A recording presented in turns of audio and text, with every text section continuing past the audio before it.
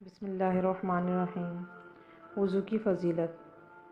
حضرت عبداللہ صنابحی رحمۃ اللہ علیہ بیان کرتے ہیں، رسول اللہ صلی اللہ علیہ وسلم نے فرمایا، جب بندہ مومن وضو کرتا ہے اور کلی کرتا ہے تو خطائیں اس کے منہ سے نکل جاتی ہیں، جب ناک جھاڑتا ہے تو خطائیں اس کی ناک سے نکل جاتی ہیں، جب اپنا چہرہ دھوتا ہے تو خطائیں اس کے چہرے سے نکل جاتی ہیں، حتیٰ کہ اس کی آنکھوں کی پلکوں کے نیچے سے بھی نکل جاتی ہیں۔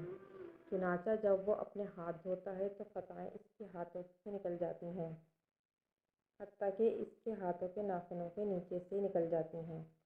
چنانچہ جب وہ اپنے سر کا مسح کرتا ہے تو خطائیں اس کے سر سے حتیٰ کہ اس کے کانوں سے نکل جاتی ہیں۔ جب وہ اپنے پاؤں دھوتا ہے تو خطائیں اس کے پاؤں حتیٰ کہ پاؤں کے ناخنوں کے نیچے سے نکل جاتی ہیں کہ اس کا مسجد کی طرف چلنا اور اس کی نماز اس کے لیے زائد ہو جاتی ہے۔ حدیث نمبر 2۔ حضرت عقبہ بن عامر بیان کرتے ہیں، رسول اللہ صلی اللہ علیہ وسلم نے فرمایا، جو مسلمان وضو کرتا ہے اور وہ اپنا وضو اچھی طرح کرتا ہے، پھر کھڑا ہو کے مکمل توجہ کے ساتھ 2 رکعتیں نماز پڑھتا ہے تو اس کے لیے جنت واجب ہو جاتی ہے۔ حدیث نمبر 3۔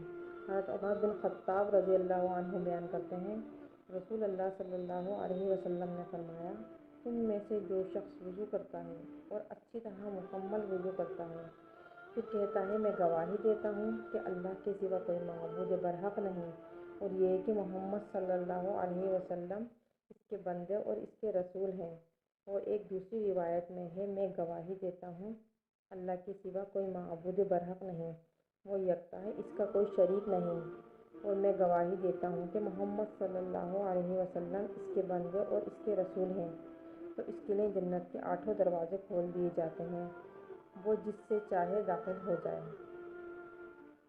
حدیث نمبر 4۔ حضرت ابو ہریرہ رضی اللہ عنہ بیان کرتے ہیں، رسول اللہ صلی اللہ علیہ وسلم نے فرمایا، بے شک میری امت کے لوگوں کو قیامت کے دن بلایا جائے گا تو وضو کے نشانات کی وجہ سے ان کے ہاتھ، پاؤں اور پیشانی چمکتی ہوگی، پس تم میں سے جو شخص اپنی چمک کو بڑھانا چاہے تو وہ بڑھا لے۔ حدیث نمبر 5۔ حضرت ابن عمر رضی اللہ عنہ بیان کرتے ہیں، رسول اللہ صلی اللہ علیہ وسلم نے فرمایا، جو شخص وضو ہونے کے باوجود وضو کرے تو اس کے لیے 10 نیکیاں لکھی جاتی ہیں۔